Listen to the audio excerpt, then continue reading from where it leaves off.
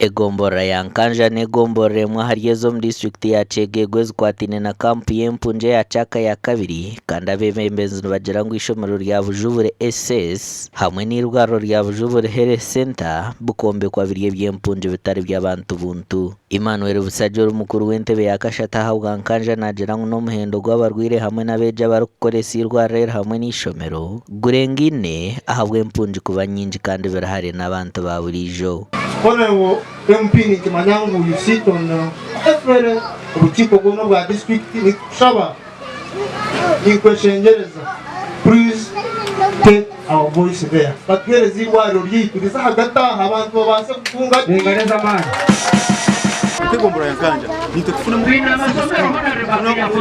second school kugira ngo base kuyitinda none atishomera giharubajo trikasa bimwe mu twakiranda trikasa bimwe mu kwakuca magabo abana bano bazirire kizina basima korogo mazima kumba kwatireho babe basomera hasi umuti babe basoma injora ne batera baitumbahira amabati barufiki isomero ryabo.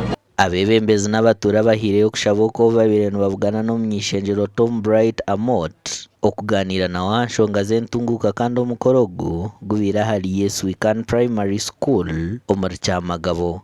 Baje twitaga tumbekirwaro njya kugamba na chairman executive yanje na coordinator na LC1s turebe ngo twatandika no kwaka rumwaka tutandike government tuyambe turebe twagenda mu mutungo. Amakuraga gasha kwa Philip Marangira.